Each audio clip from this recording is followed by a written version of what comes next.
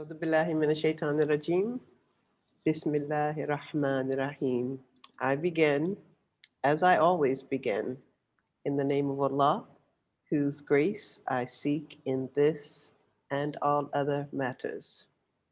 I especially wish us to each delve into the depths of our own heart to allow us a vision of this journey through the divine feminine in our traditions and to share that with others. Thank you. Holy God, divine present in us, among us, and around us, be present with us in this moment, we pray. May this recording be a blessing both to us and to those who hear. And so we give you thanks for these moments. Amen. Shekhinah, divine presence, pulsing alive in all things, manifesting to us in all the forms in and beyond this world. We ask for you to flow through us in this moment. Allow us to share the many faces of your wisdom and be your face to one another. We're grateful for the opportunity to be in these bodies, to be on this earth, and to be in communion with you. Amen. Thank you so much, ladies, and welcome back, everyone. I'm joined in this delightful conversation to explore the divine feminine with each of you. I have Professor Amina Wadud, otherwise known as the Lady Imam, Reverend Dr. Karen-Georgia Thompson, and Rabbi Jill Hammer. So thank you so much for your time and blessing the next minutes or hour that we journey together in this space. Divine feminine. When I first heard divine feminine, there was a very strong reaction, but it was more like a gawking of like, what do you mean? But actually over the years, it just opened something from within, kind of coming into understanding it better. And I was so touched by each of you in your sharings with dear friends, Fatima and Saima, during Rayfest, that I wanted to gather your hearts together through these different traditions that each of you represent. So let's start there. Let's start with what each tradition brings when it comes to divine feminine. Auntie Amina. You know, I chose my last name Wadud because it's one of the 99 names of Allah that means loving. I was raised with the loving God by my father, who was a Methodist minister. And I have really come to understand that he was actually the feminine in my life because he was such a gentleman. And yet the God that he handed me was indeed very, very male. And it took me some time before I began to understand, as I have described, my father, that the feminine lives everywhere, just as the masculine has been sort of raised up in our traditions. Sometimes we forget that the feminine was always there. So in my exploration in Islam, I pushed myself towards a much more radical and inclusive articulation of the term that's used for monotheism in Islam, and that is Tawheed, because it comes from an active form of the verb. And as such, it doesn't just mean a static sort of one dimension, but rather it is a vibrant term. And in that vibrant, or we say al-hayy in Arabic, in that vibrant nature, you begin to reconnect yourself with all aspects of life and life's unfolding. And that allowed me to open a space to better understand how the tradition had sidelined the divine feminine as an inherent aspect in all things, and therefore as a necessary way to understand even Allah. And because we have these terms, the Jalal, which is masculine, and the Jamal, through which those 99 names are divided, I decided that I would link my conversations to something which was already known in the tradition, so that it would not seem that I'm borrowing something from somewhere. What I'm doing instead is I'm trying to excavate within our tradition to bring out an element of balance that is already, I think essential to it. And Jalal, for those unfamiliar with the terms, Jalal is the more majestic qualities, would you say, that perhaps sometimes have the more I would masculine say connotation? active for the masculine and receptive for the feminine.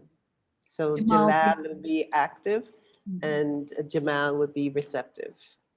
You must both yield and you must both act. And just balancing those things, even an aspect of my discussion about Tawheed is about the need to balance the inner and outer in our own souls, or even across our personality differences within one person, that these things also must work in harmony with each other.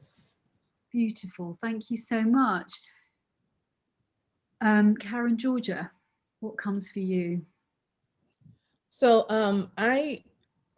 coming out of our traditions, I think that the divine feminine has also been, I think, very much suppressed is the word that I want to use.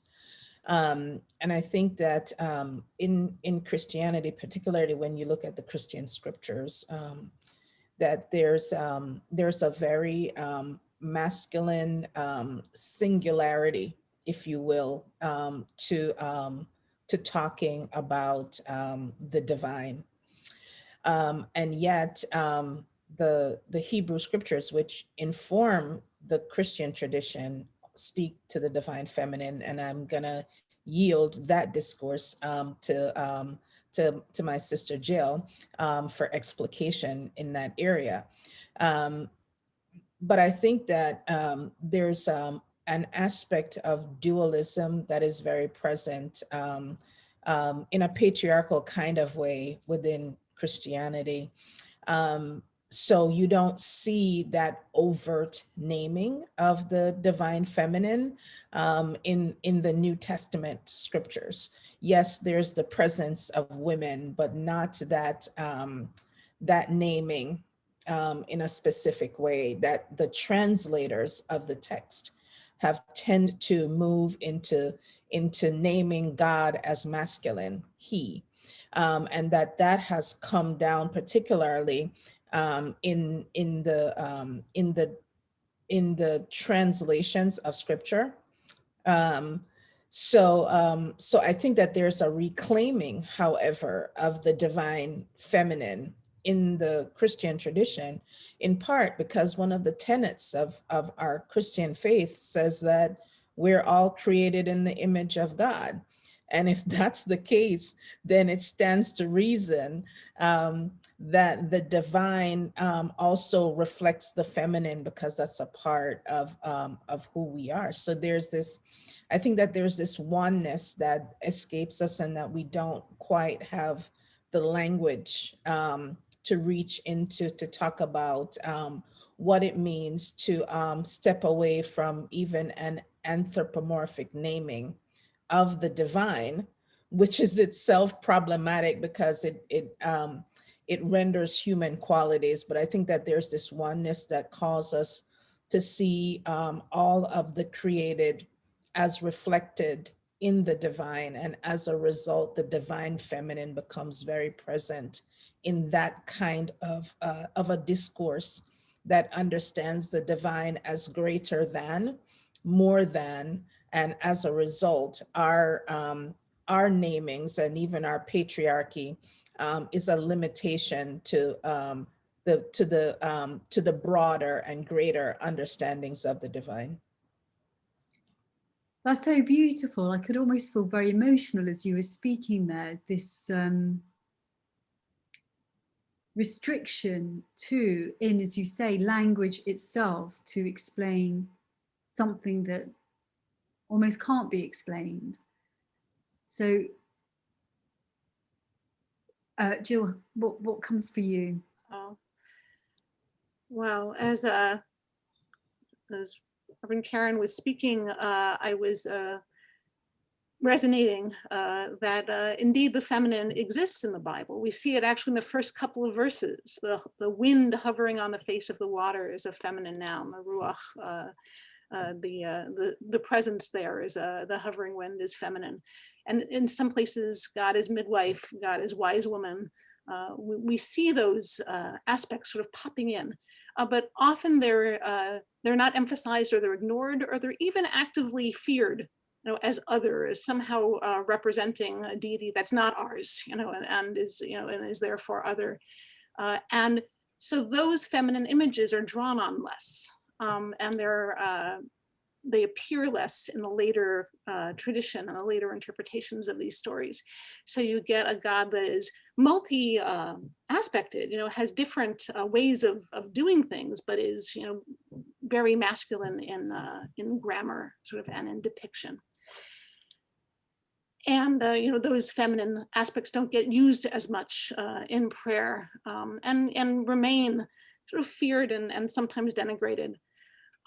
And yet over time, Jews who were trying to talk about the fullness of their experience of God began to discover that they had left this out, that they didn't have this feminine language and they needed it. And the particular thing that they needed it for was as a way to talk about their experience of God, not as far away, sort of not as much greater, but as closer to them. Like that was what they borrowed the feminine language to talk about, that there was a sense of divinity sort of popping through in the physical world and being tangible, sort of in moments of sacredness, holiness in particular places, in particular gatherings. They would feel a tangible presence of God, like the pillar of cloud in the Bible. And they used the word Shekhinah, which is a feminine noun that means presence, to describe that sense of the tangibility of the divine.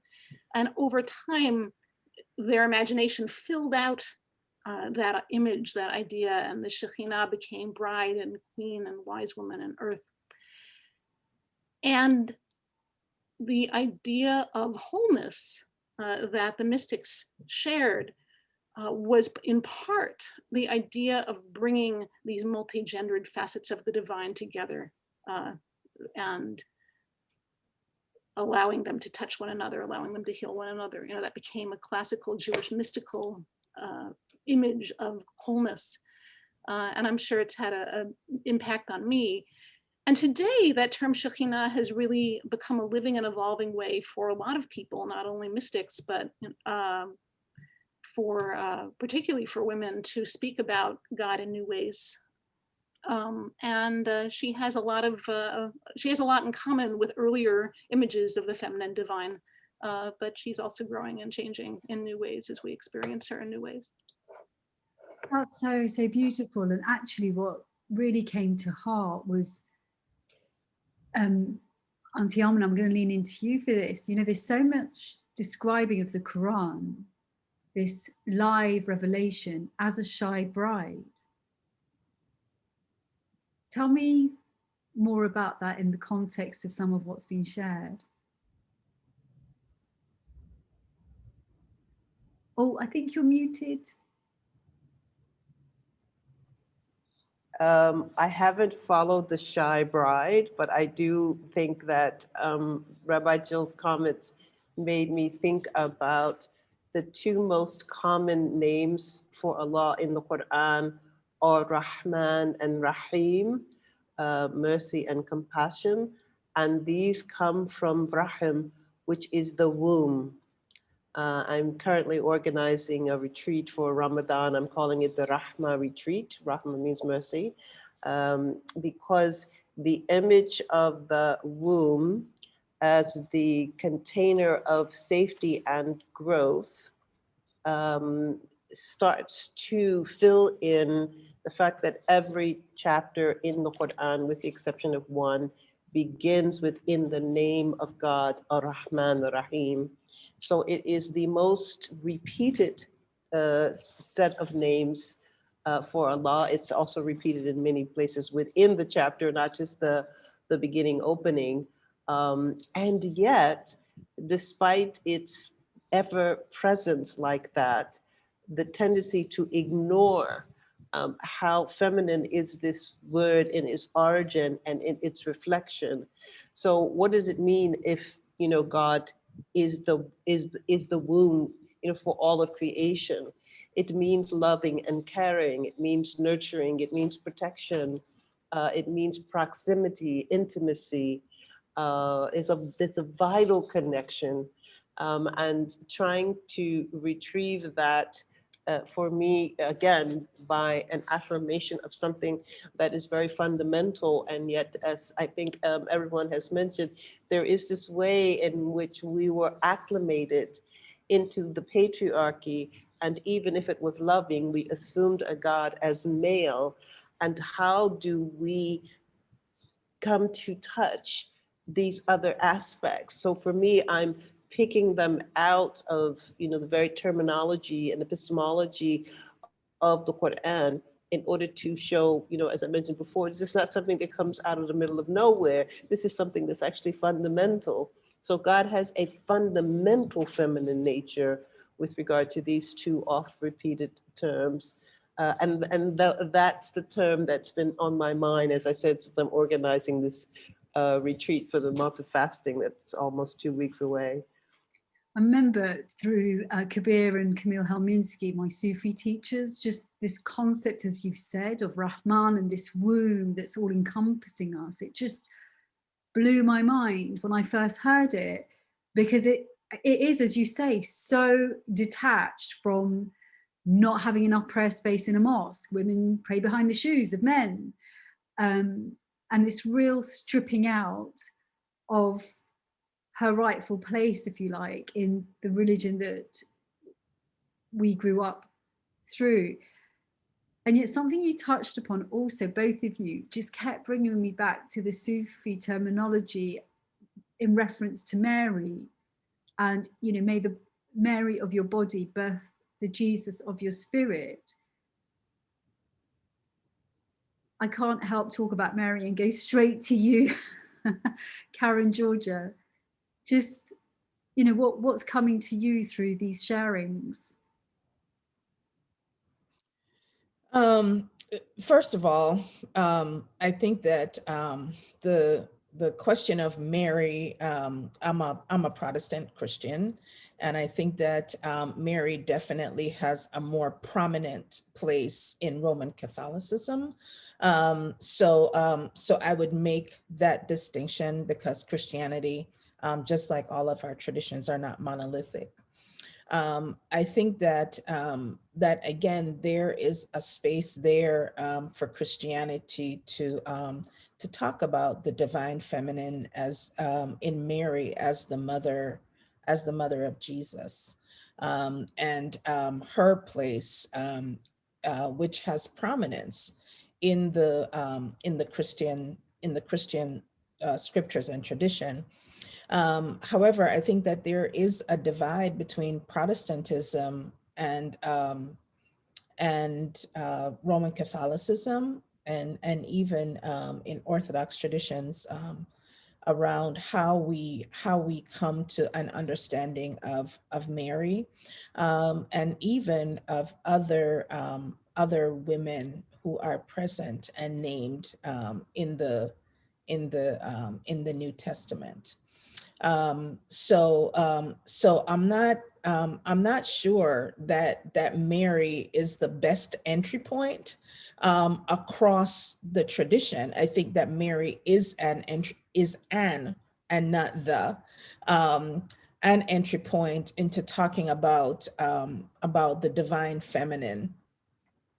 I also just want to raise the fact that that within Christianity, that there are many of us who are informed in other ways about the divine feminine, that have to do with our ancestral lineages, and the cosmology that surrounds that. So as an African descendant person, I was born in Jamaica, raised for the most part in the United States. My understanding of the divine feminine is also informed by African traditional religions and the cosmology that's there, that speaks to God in ways that point to God as manifested among us, not only as male, but in the dualism of gender that we call male and female, which is in itself a problematic construct when we talk about people, right? So there's this wholeness, I believe, to the divine, and so whether named as Mary in the traditions, or Yemaya Oshun in the in Oya in the in Ifa, and recognized in so many other ways across traditions, and also within indigenous spiritualities as well. Because our African traditions are indigenous to the places where we came from prior to the history of enslavement in these Americas. So that divine presence is manifested in a multiplicity of ways. And so Mary would be included in that, right? And a part of this multiplicity of ways that that the feminine divine could be named and pointed to as manifestations that I think are helpful to our human understanding, but for me seem to diminish the overarching qualities of God that is more than human. That's so beautiful, because it touches back to your point, Amina Wadud, on Dr. Amina, sorry, Professor Amina, on Tawheed, right? This sort of fundamental one unity. Do you have anything you'd like to add to that? I like complication and ambiguity.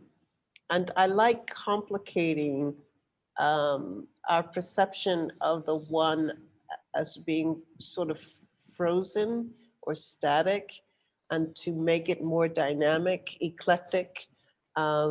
I remember a lecture that I heard, wow, the professor's name just slipped me, sorry, senior moment, but I just remember in it, he started talking about the fragmentation of the world. And then he said, and each of those fragments are mirrors reflecting the divine unity.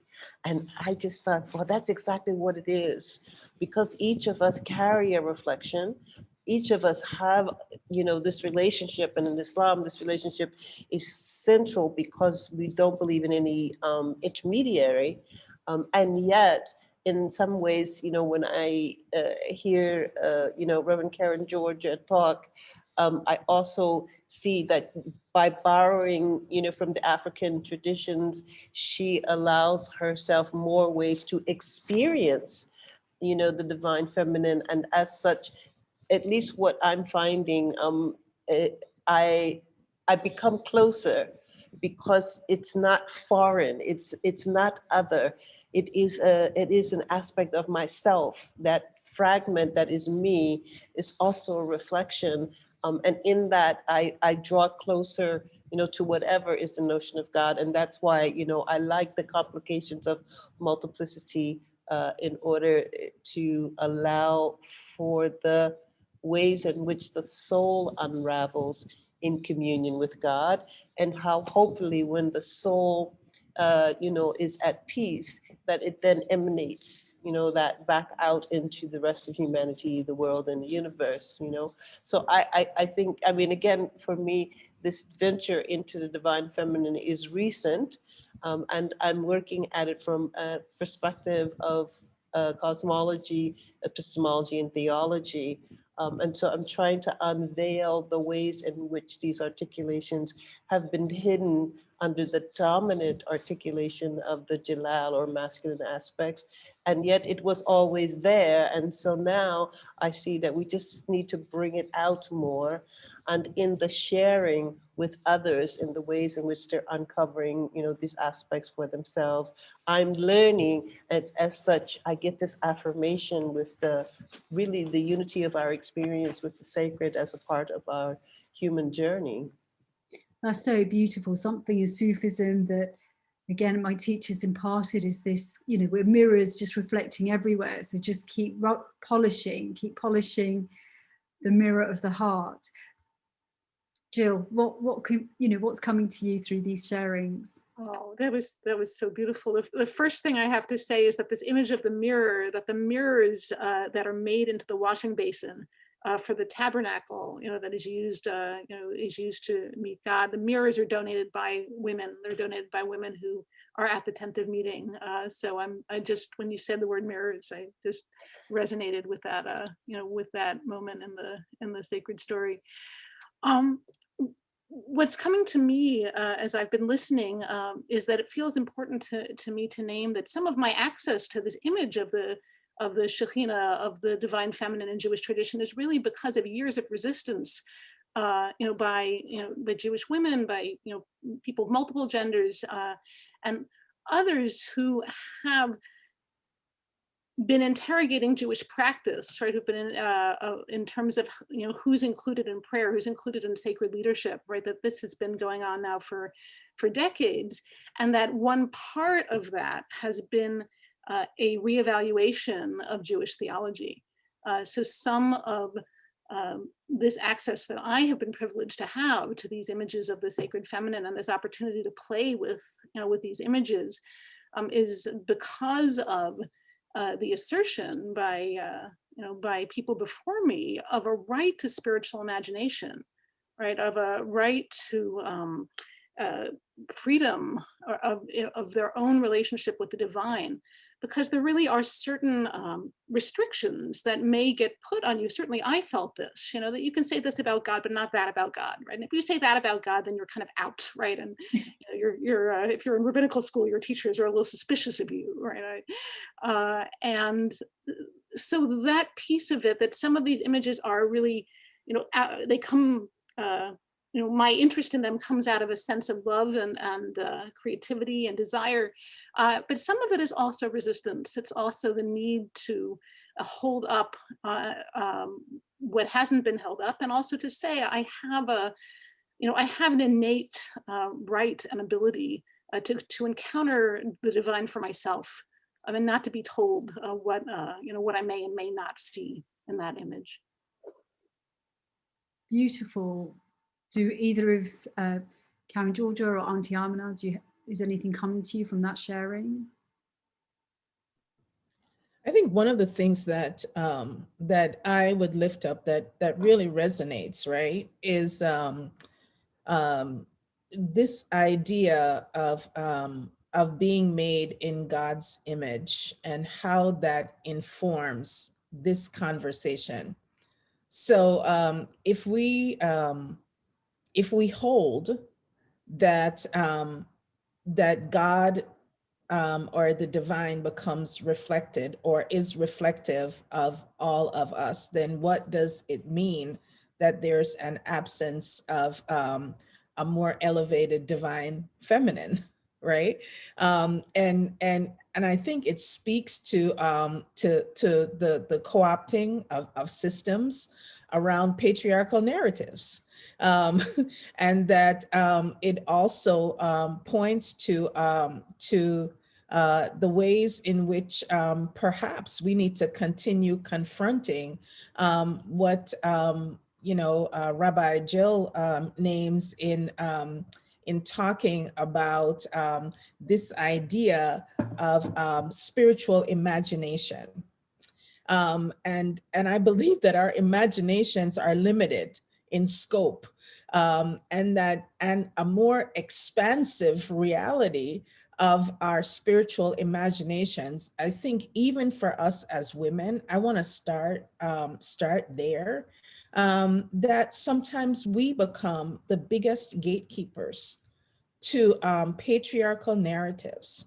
And what does it mean for us as women to be willing to understand ourselves as divine and as a reflection of the divine feminine, and what it means to hold that as a part of our spiritual core, despite the narratives that have been placed out there about women as secondary to men.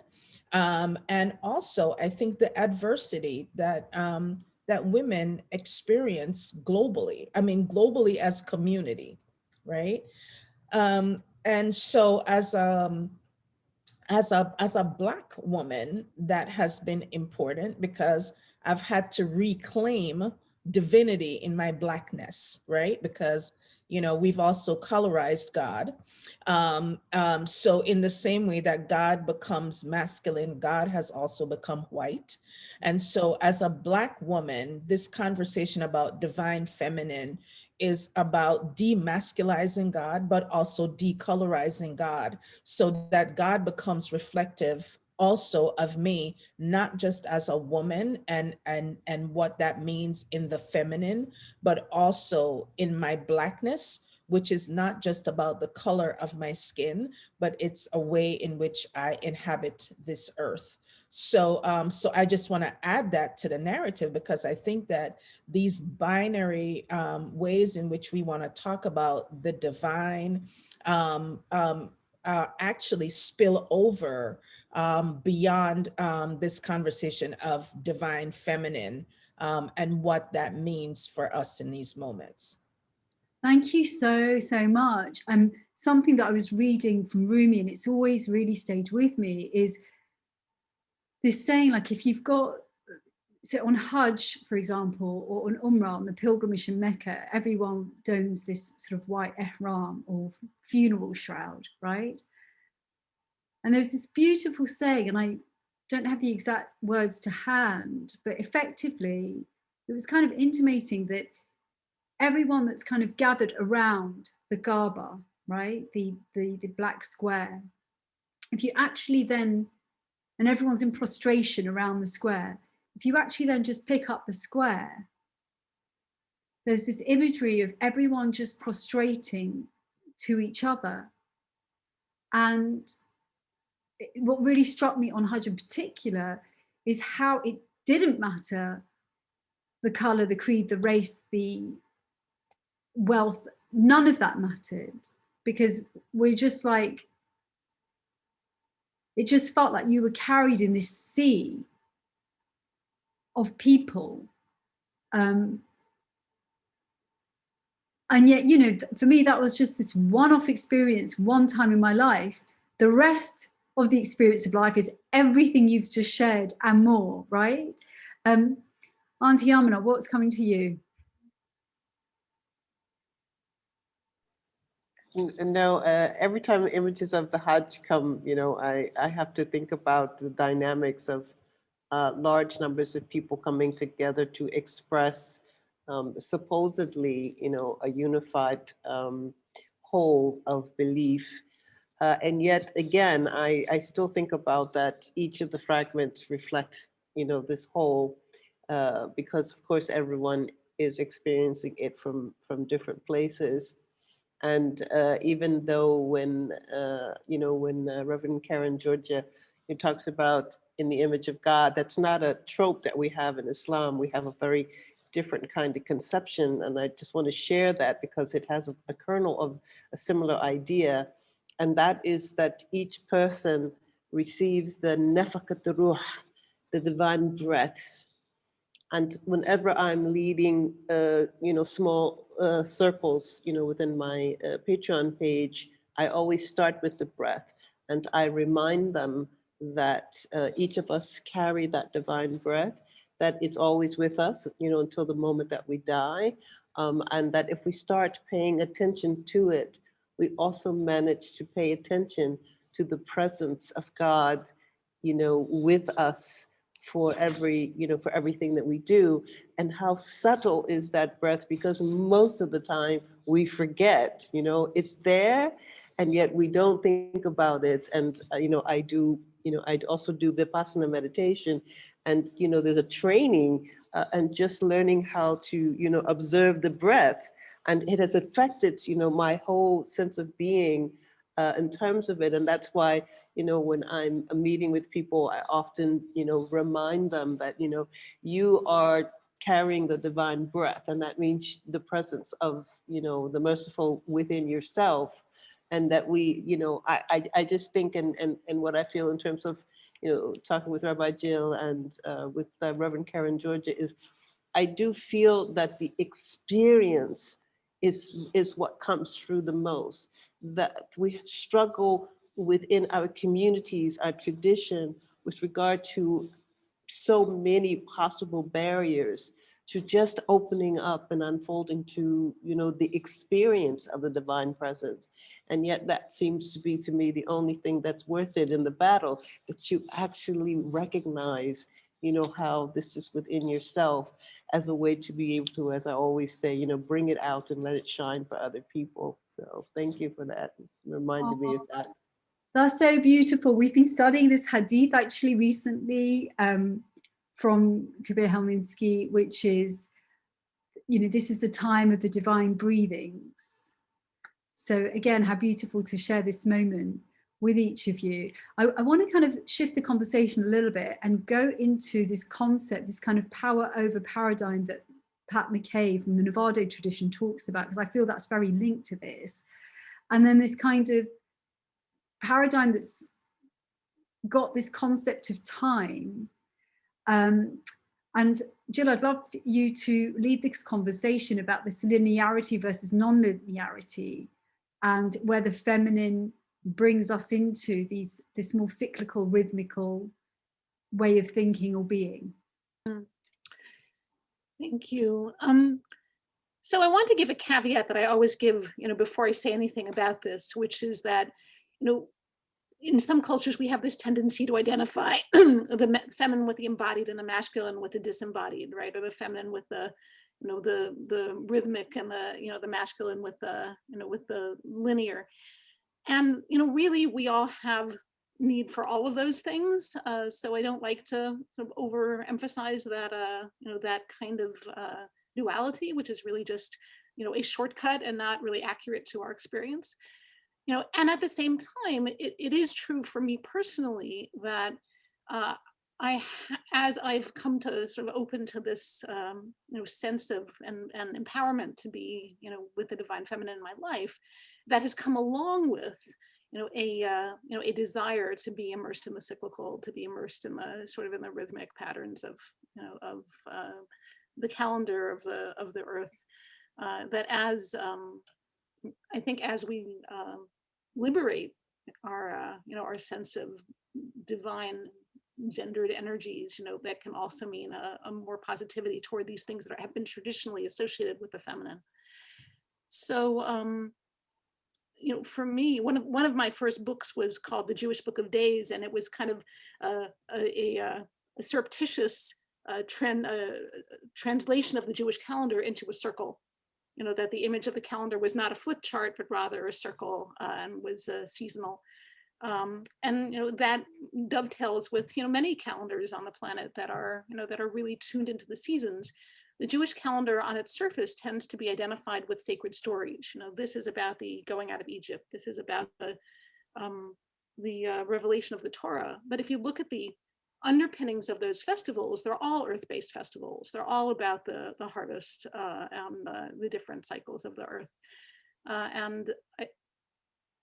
It feels just a really important time for me on this planet to be more invested in our bodies and our relationship to the planet. I feel that we need that. And so that's been a piece of my work. And as a co-founder of the Kohenet Hebrew Priestess Institute, that's also been a part of our desire, is to bring some of these more embodied rhythmic patterns back into our tradition. And it's really, this is why it's so important, because it's not like modern society and the way things are set up with the technology revolution and this interconnectivity, constant connectivity, that preserving, honoring, and returning to these cycles is becoming more important for the regulation of humankind. What would any of you like to share any more on this?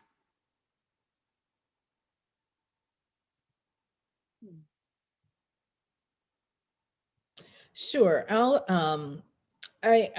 really resonate with the cyclical and the more rhythm based connections, because I think that those are the spaces that do connect us more to the earth. And I think, for me, and I'll just speak from a personal place in this moment, I've moved to really more of a lunar calendar, even for my own life, right? So you know, so I follow the moon cycle around, full moon, new moon, and that gives me a particular rhythm to my life that's more immediate than following a solar rhythm and that 365 days that we call a year.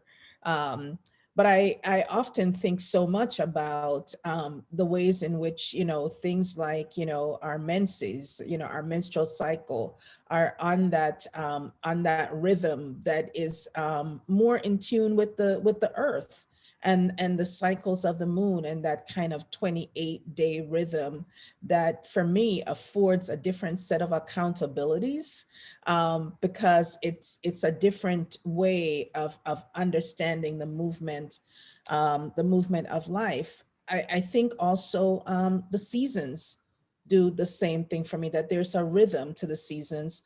And I live far enough north in the United States, in Ohio, where the seasons are very distinct. March, spring came, it looks like spring. Um, June will come and it will start to feel like summer. That there's a very distinct rhythm to that as well, which I did not experience living in Florida for many years, where you don't have that sense of season. That rhythm comes in a different kind of way, but it's not through seasons. It's watching what's growing. It's watching the plant life. It's watching the energy around light and dark and those kinds of shifts that come. So I think that there's an intention, however, even with a lunar cycle, a softer light, that is often overlooked. And so for me, tapping into that as a part of my life has actually energized my spirituality, because I think that is a part of this conversation about the divine feminine, that it's not an intellectual enterprise. It's really about how these understandings of the divine begin to shape us and inform us in the deeper places of our lives, and allow us and invite us into an opportunity to live a different spiritual reality that connects us both to the divine and to the earth as a manifestation of the divine. That's so beautiful. And, it's so amazing connecting in these sorts of spaces to be reminded of this, actually. Like there was an interview that I'm hopefully doing with a healer, Naseem Kakao, and actually she's not going to be doing the interview on a particular date because it's not in accordance with her menses cycle. And I'm just excited to think, wow, maybe we could schedule things in a very different way that do feel more innate. So there's this, I'm noticing this kind of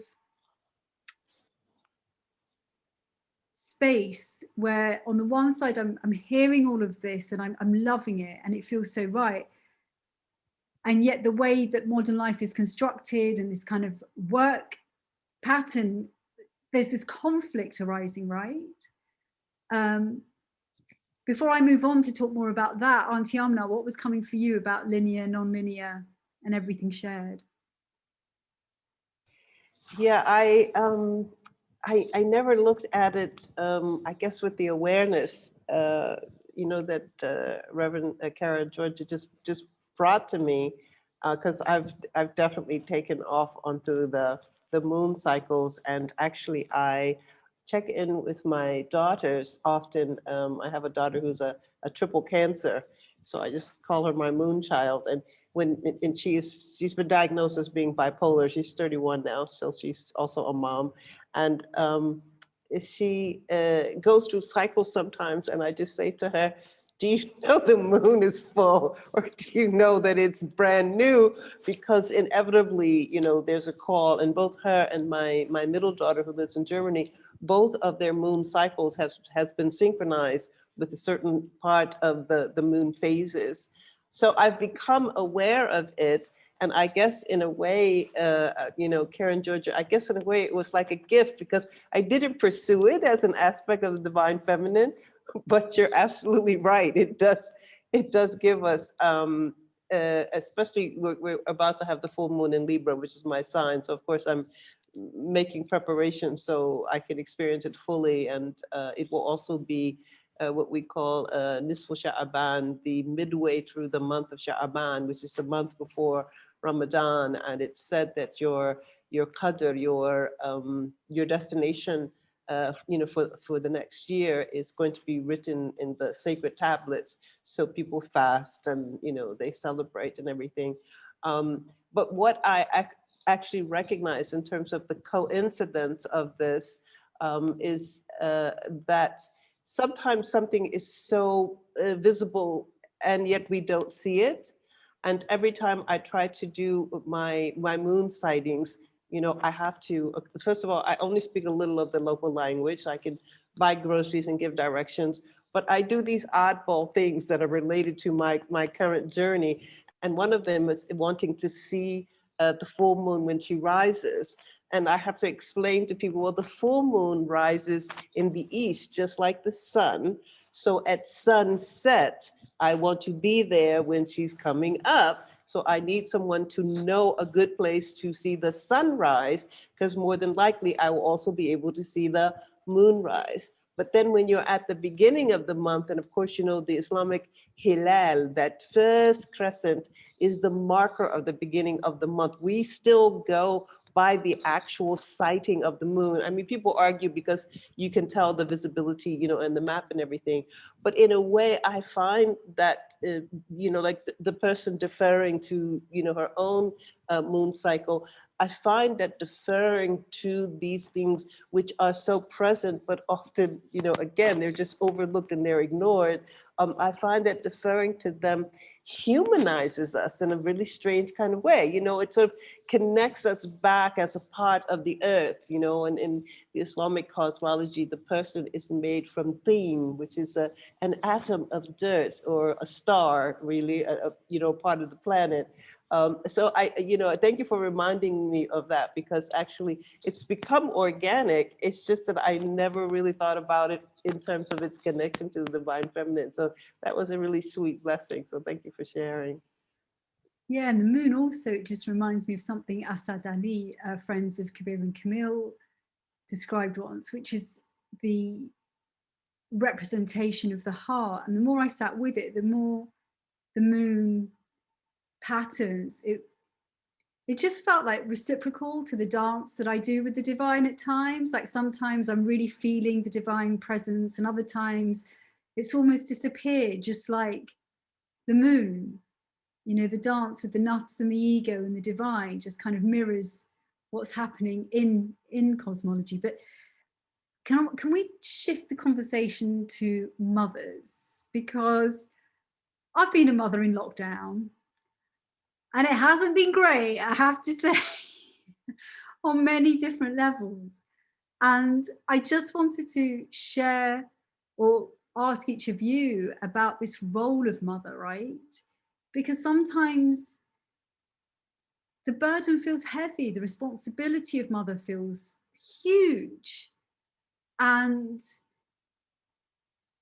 to honor her fully at times, particularly in the modern world and the modern society and the pace, sometimes it can just feel all a little bit too much. So just if we can share some time and moments on Mother, on what comes through each of your hearts about her.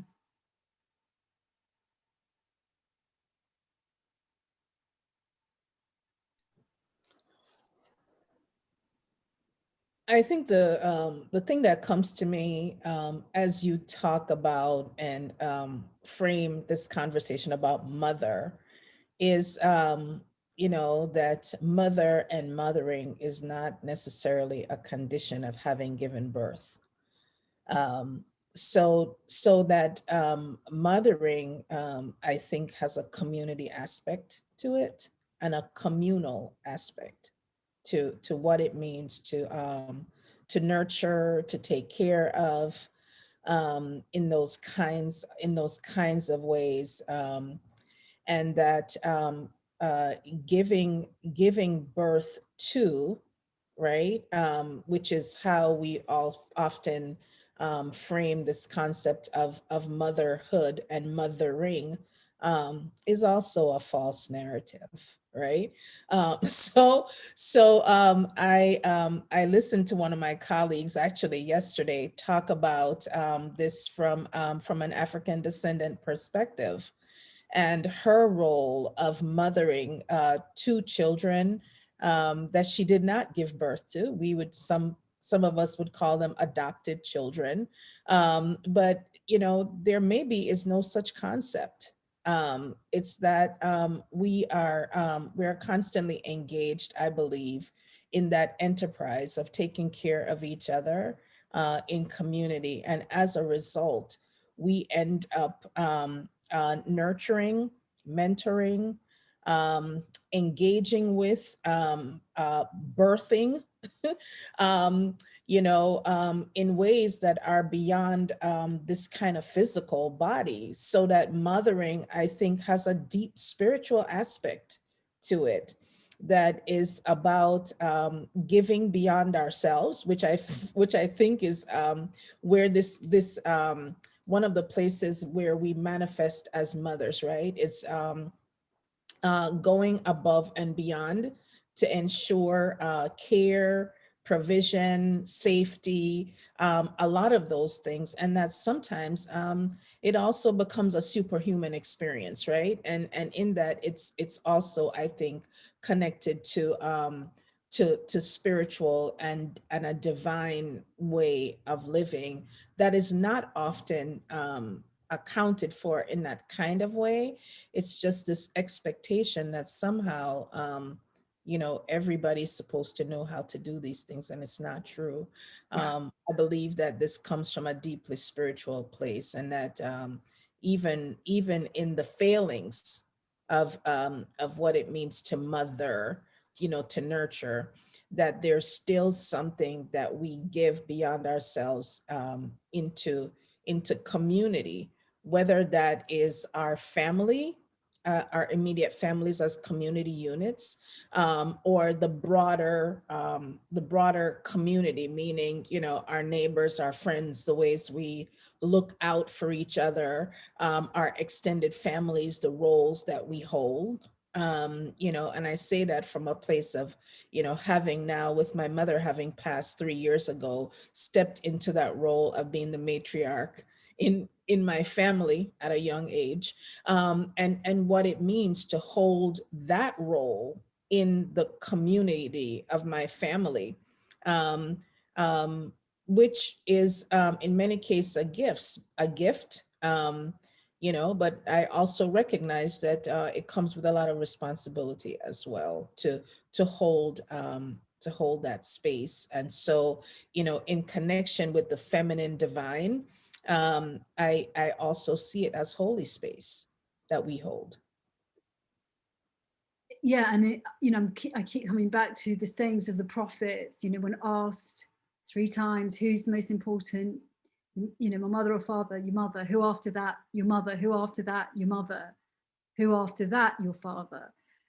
Rabbi Jill, what can you share with us on this? Well, I wanted to say that I relate. I've also been parenting during the pandemic. And one of the reasons that, that's been difficult for so many people is that we're not well set up, at least I'm speaking of here in the States where I am. We're not set up really as a society to acknowledge caretaking, right, as valuable work that we should make space for.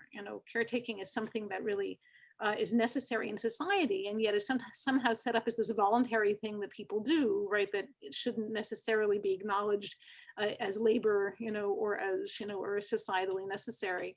And that is very bound up in gender. That's very bound up in the image of the mother as one who is sort of completely self-sacrificing, in a way that doesn't need to be, that the mother does not need care, does not need society to be set up in such a way that there's more ease. And in some ways, I find we give a lot of verbal respect. We talk about the amazingness of the mother, right? And that's a way of acting like we are being respectful, right, while not actually shifting, the situation to make life easier for those who do caretaking work. So I've been thinking about that, and I think that for me is a piece that's important as we are sort of teasing out the image of the mother and our traditions, is to notice the ways that verbal respect may or may not lead to respect for the role, and to respect for the human beings who are filling the role. So that's what's coming up for me. I certainly think that's true, in my own tradition, that there's a lot of, amazing traditions about the mother, and yet the mother has not always been really given sort of full range of being. Well, it's hard, isn't it? Because at the moment, women are stepping up, going to work, but that's going to have a knock-on effect on the traditional caretaking role that women have. So, where is this balance again? Where is the respect for the caregiving and respect for her fulfilling her soul desires and potentials? Auntie Amina, what do you think? Yeah, I'm always a bit nervous that in talking about the mother, it's too limited, too narrow, and sometimes it becomes also imprisoning for her.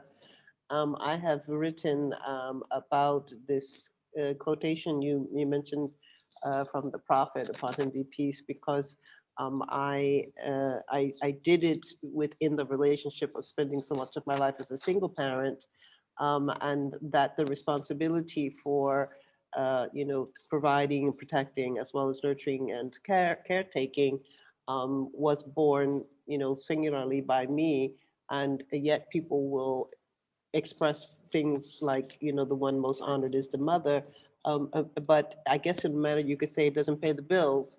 And so I have been very cautious in my investment into, my exploration of the divine feminine, not to make the statement about mother as a reification, again, as Rabbi Jill said, of the sacrifice, even though that is what happens very often with real mothers, but rather to try to re-script it as a part of every human being, that we have this potential to be in caring and loving relationships with others, especially those who are most vulnerable.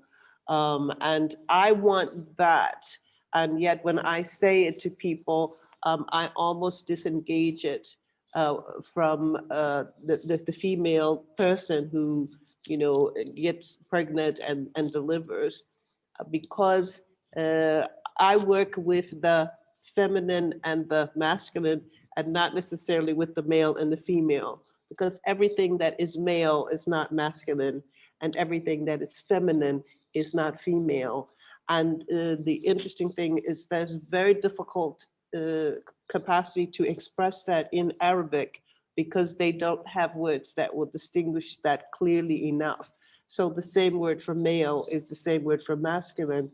And I have to try to, sort of disengage that. So likewise with, I think, all the virtues that we tend to extol in terms of mothering, I just don't want it to either be a prison to hold the woman in, or a closed gate to keep the man out, let alone that there are people who are non-binary and don't identify with one or the other, and they can participate that as well. So for me, especially now that I'm, in the next generation, that is, I have grandchildren, 5 grandsons and only 1 granddaughter. So for me, I'm very happy to see that in this next generation, my children, both male and female, who are parents, have internalized a different conception of what it means to be a parent.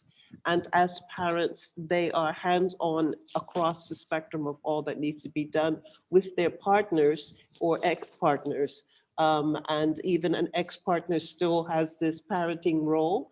So I'm really happy because I don't think it was a prison for me, because I was honored in one abstract sense of mothering, but I was not really lifted up in terms of the need to negotiate for, being the quote unquote breadwinner.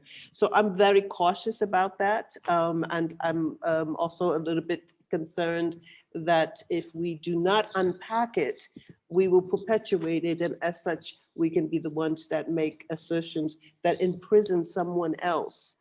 And so, I just like to play around with it a little bit, with the ambiguity of it, and try to have it as a virtue, but not as a description of a necessary gender characteristic. Beautiful. Reverend Karen-Georgia, I saw you nodding away profusely. Do you have anything more to share on that?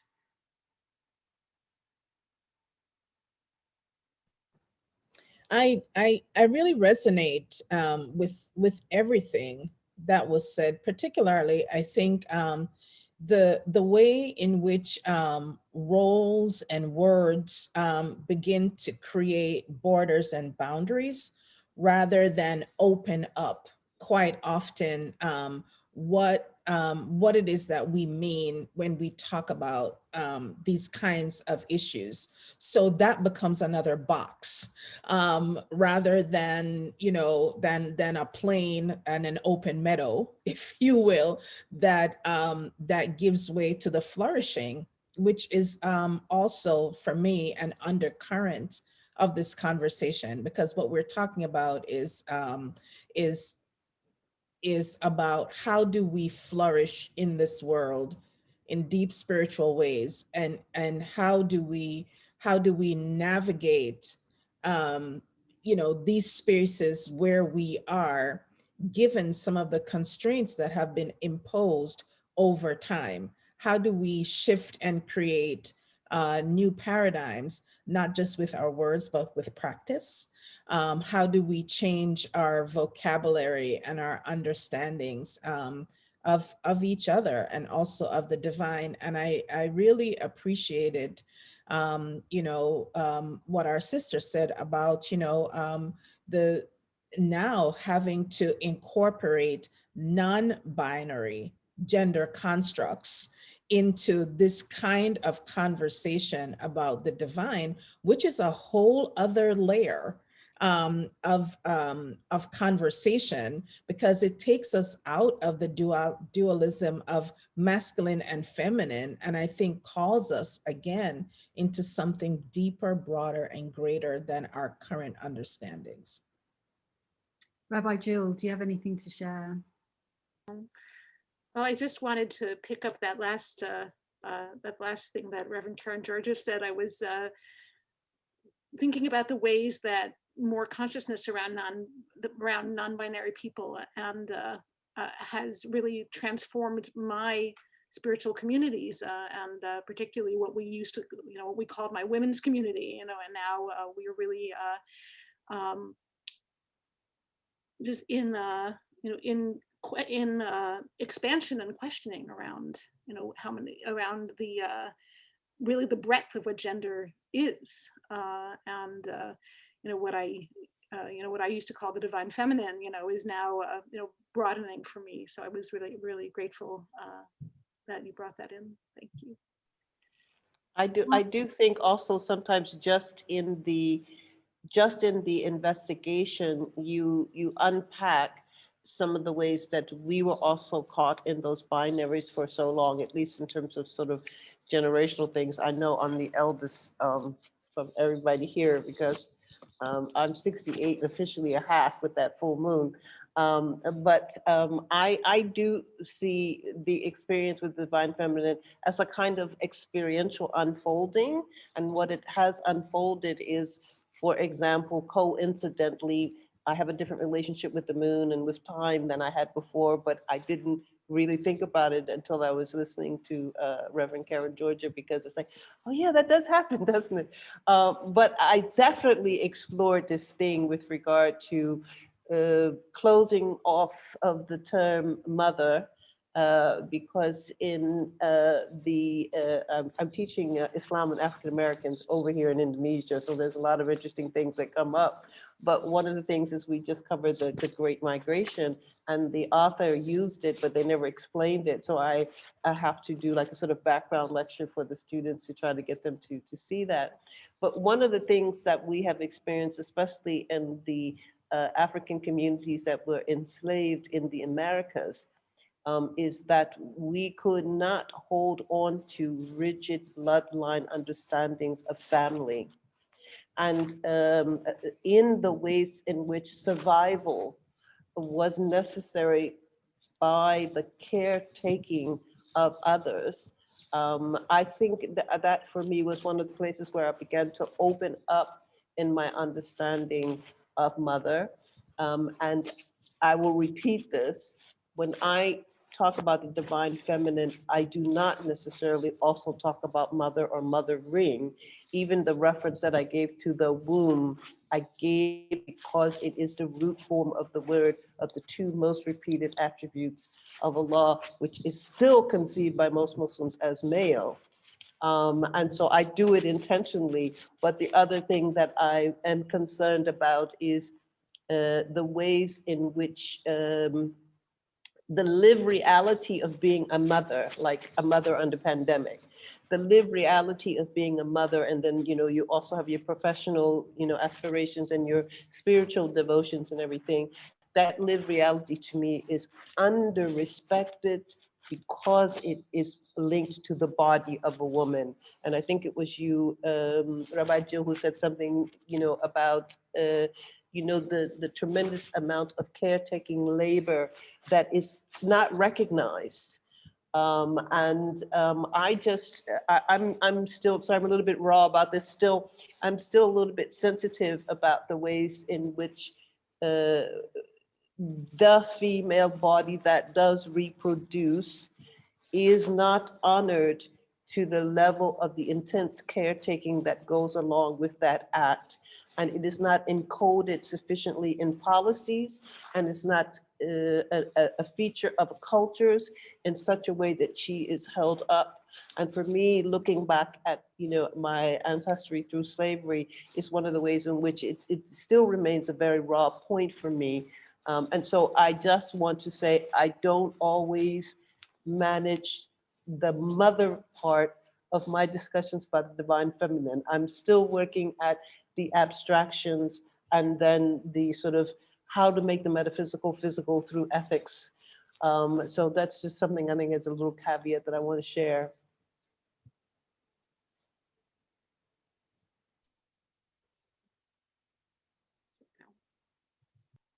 Go ahead if you have anything to share. Okay. Well, thank you so much. I think, you know, we've discussed and covered a lot. And I think each point I could almost unpick and we could explore even further and deeper.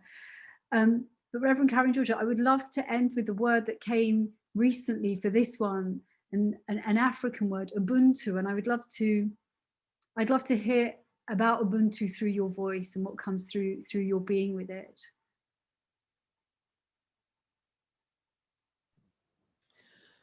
So Ubuntu is an African word. It's a concept that basically means I am because you are. And I think that Ubuntu speaks to, as the Buddhists would say, the interconnectedness of all things, right? So I am because you are means that my existence is informed by you, means that the essence of who I am is also tied to the essence of who you are, right? But I think that it's also very communal, and speaks to the fact that that who I am is contingent on who you are.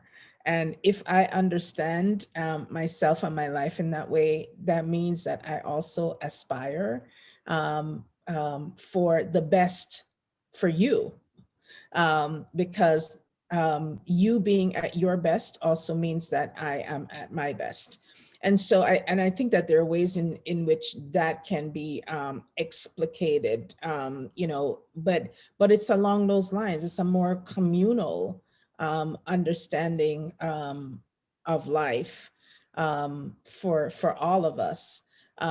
Which also makes me think about the communal aspects of divinity, and what it means if we understand divinity as a part of community and not so much as a hierarchical part of our existence. But there's I think a communal theism that is also about divine presence. But also I think that community means a lot of things. So I am because you are Ubuntu.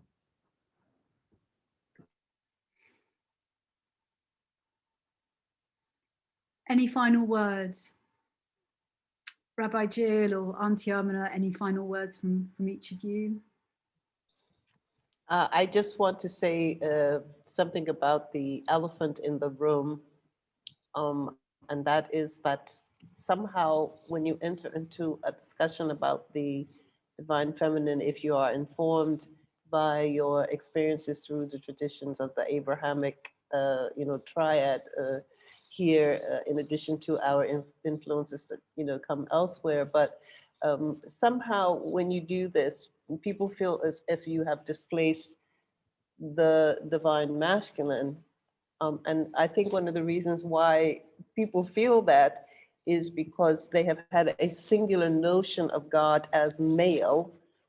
And when you even invoke the ideas that expand our traditions and that exist within as important kernels or grains of truth about the divine feminine, you run up against this power over expression that has been so popular in terms of the Abrahamic traditions.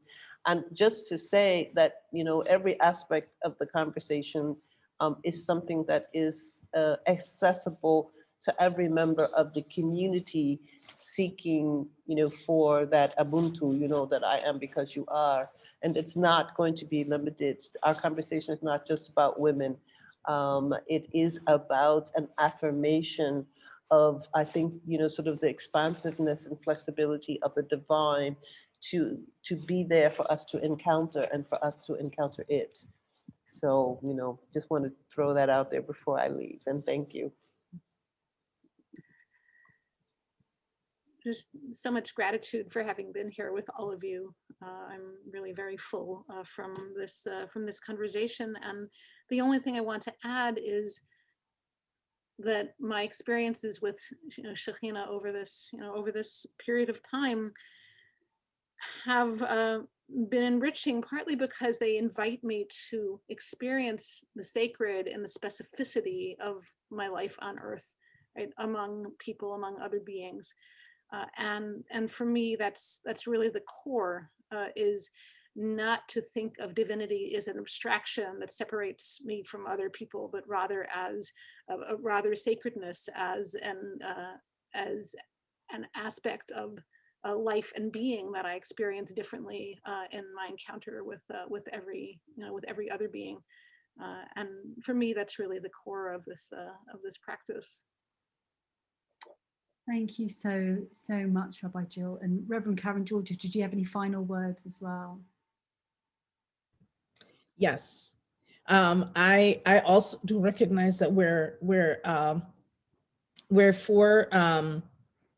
four females here talking about the feminine, the divine feminine, You know, and I think that that means something specific, because I think for a lot of women, and I don't necessarily want to talk about this in any kind of binary form, but for a lot of women, it's really about reclaiming this as a part of spiritual narratives, in order to reclaim some of ourselves, I believe, in the midst of this conversation about spirit, about the divine, and all those things, right?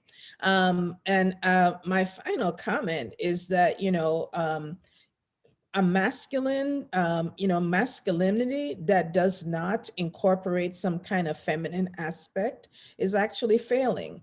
And I think that's some of what we're seeing. So that I don't think that the conversation about divine feminine is a female conversation, or a conversation for those of us who claim feminine as a part of our gender narratives, right, or female.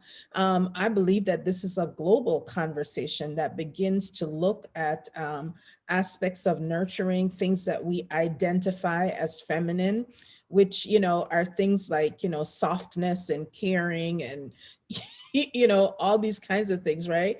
That we embody, any of us, all of this fullness. And I believe that if we're gonna live with integrity and authenticity, that it invites us to expand our narratives, to reject some of what has been handed to us as brokenness, and to seek to embrace and to live into the fullness that I believe the divine is calling us into, not just for today, but for yesterday and tomorrow as well, because time is non-linear, right? So yes, we address this present moment, but this present moment also informs the full breadth of who it is that we are as people. Thank you so much. What an enriching, enlivening conversation. And the only words that I want to part with are those of one of the great male poets of our time, Mevlana Jalaluddin Rumi, where you first all gathered and where I met you first through Ray, where he shares, you know, woman is a ray of God. She is not created, but she is creative. So on that note, God bless each of your hearts, and thank you for this time that we've shared together. Thank you. Hi everyone, thank you so much for joining me on Tazeen TV. Now, as a transformational life coach, I help and support those who might be feeling stuck, or who just want to connect deeper to their sense of self and purpose. So maybe have a look at some of our offerings, and why not join me on one of our free workshops to begin that journey of aligning and optimizing your life. Now, for those wishing to better their telepresence, you can find out more about our media training offerings. Again, have a look at the website, and I look forward to continuing journeying with you soon.